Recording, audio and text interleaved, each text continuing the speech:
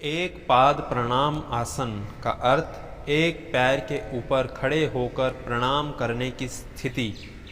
इसके अभ्यास से सकारात्मकता आती है और समर्पण का भाव, स्वयं को समर्पित करने का भाव उत्पन्न होता है। इसका अभ्यास संतुलन आसनों की श्रेणी में रखा गया है।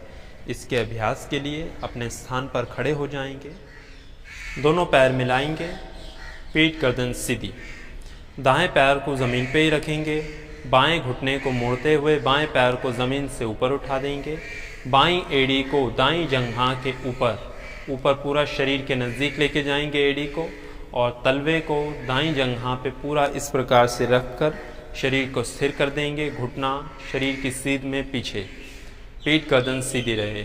सांस भरते हुए साइड से हाथों को ऊपर लेकर जाएंगे, सांस छोड़ते हुए कोहनियों को मोड़ते हुए हाथों को वक्षस्थल के समक्ष लेकर जाएंगे। अब सांसों की गति सामान्य रूप से चलती रहे। या तो आंखों को बंद कर देंगे या सामने दीवार पर किसी एक बिंदु पे निगाहों को केंद्रित करके शरीर को स्थिर करके रखेंगे।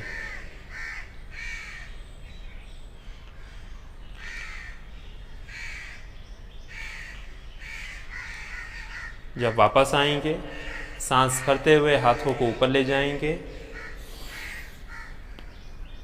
सांस छोड़ते हुए साइड से हाथों को नीचे ले आएंगे और घुटना सीधा।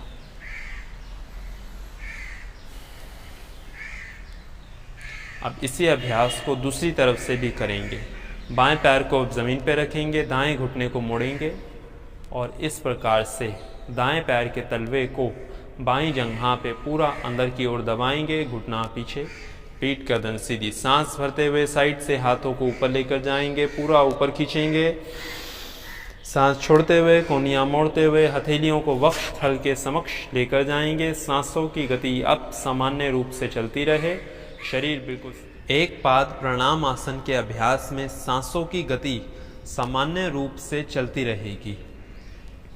इसका अभ्यास एक से लेकर 3 बार तक दोनों तरफ से किया जा सकता है और प्रति एक बार में जितनी देर तक रुक पाएँ, शरीर को स्थिर रख पाएँ, उतनी देर तक शरीर को स्थिर करके रखेंगे। अभ्यास के दौरान सामने दीवार पर किसी एक बिंदु पर निगाहों को केंद्रित करेंगे। ध्यान को सामने दीवार पर किसी एक बिंदु पे टकटकी लगाकर देखते रहेंगे और मन में अपने गुरुजनों के प्रति, इष्ट देव के प्रति, उनके चरणों में स्वयं को समर्पित करने का भाव मन के अंदर धारण करते हुए इस स्थिति में रुके रहेंगे। इसके अभ्यास से तंत्रिका तंत्र पर सकारात्मक प्रभाव पड़ता है। शारीरिक और मानसिक स्थिरता इसके अभ्यास से बढ़ती है।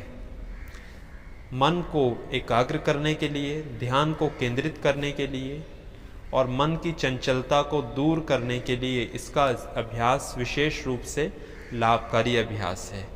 इसके अभ्यास में सारा दबाव या खिंचाव जंघाओं पे, घुटनों पे, पिंडलियों पे, पाँव के तलवों पे, इन अंगों पे पड़ता है, जिससे नाभि से नीचे वाली लगभग अधिकांश मांसपेशियां मजबूत और बलवान बनती हैं।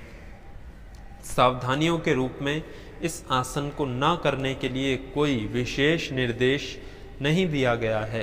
जो भी व्यक्ति अभ्यास इस आसन को करने में समर्थ हो, वह इसका अभ्यास कर सकता है।